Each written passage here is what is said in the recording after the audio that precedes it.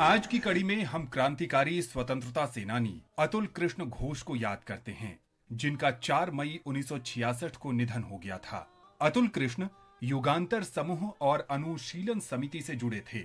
उनके महान क्रांतिकारी स्वतंत्रता सेनानी बाघा जतिन के साथ घनिष्ठ संबंध थे। अतुल कृष्ण का जन्म 1890 में नादिया जिले में हुआ था, जो अब बांग्लादेश में है। कोलकाता के प्रेसिडेंसी कॉलेज में स्नातक के अपने अंतिम वर्ष में वो बाघा जतिन से जुड़ गए और अनुशीलन समिति में शामिल हो गए। बाघा जतिन ने हावड़ा साजिश मामले में अपनी गिरफ्तारी और रिहाई के बाद 1911 में समिति की गतिविधियों की जिम्मेदारी अतुल कृष्ण को सौंप दी और कोलकाता छोड़ दिया। अतुल कृष्ण ने एक आयोजक के रूप में क्रांतिकारियों को आश्रय दिया। बाद में अनुशीलन समिति के कुछ सदस्यों ने अतुल कृष्ण घोष के नेतृत्व में सेवा समिति की एक नई शाखा का गठन किया। इस दौरान अतुल कृष्ण ने रास बिहारी बोस, गुरदीत सिंह और अन्य कोमागाटा मारू देशभक्त तारक नाथ दास सहित कई क्रांतिकारियों के साथ संपर्क बनाए रखा। प्रथम विश्व युद्ध की शुरुआत में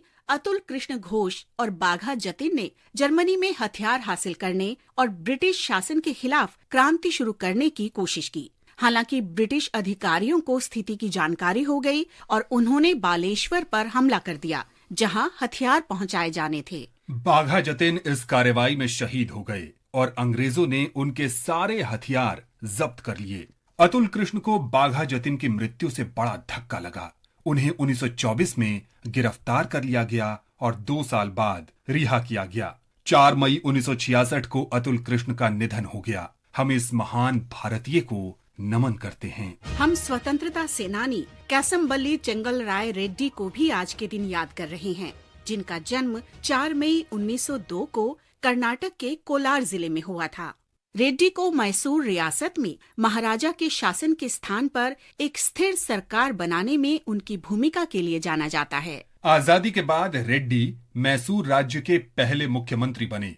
1956 में जब ये भारत संघ के भीतर भाषाई रूप से एक सजातीय कन्नड़ भाषी राज्य बना, तो इसका काफी विस्तार हुआ और बाद में इसका नाम बदलकर कर्नाटक राज्य कर दिया गया। रेड्डी बहुत छोटी उम्र से ही एक क्रांतिकारी बन गए थे। उन्होंने 1930 में लॉ स्कूल से स्नातक होने के बाद प्रजा पक्ष की स्थापना की। इसका मुख्य उद्देश्य मैसूर रियासत में एक स्थिर सरकार स्थापित करना और किसानों के हितों का समर्थन करना था। ये संगठन जल्द ही प्रजा मित्र मंडली के साथ जुड़ गया और 1934 में प्रजा संयुक्त पक्ष या मैसूर पीपल्स फेडरेशन के रूप में एकजुट हो गया। केसी रेड्डी 1935 से 1937 तक मैसूर पीपल्स फेडरेशन के अध्यक्ष रहे। 1937 के बाद फेडरेशन इंडियन नेशनल कांग्रेस के साथ आजादी की लड़ाई में शामिल हो गई। रेड्डी ने इसके अध्यक्ष के रूप में मैसूर कांग्रेस का नेतृत्व भी किया। उन्होंने भारत की संविधान सभा के सदस्य के रूप में कार्य किया।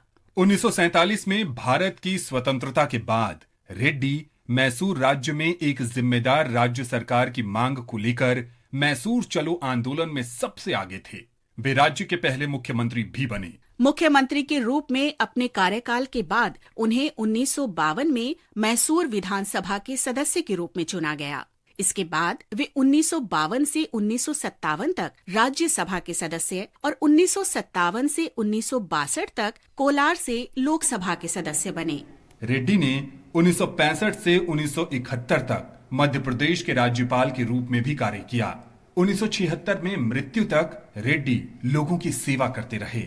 हम इस महान भारतीय को नमन करते हैं।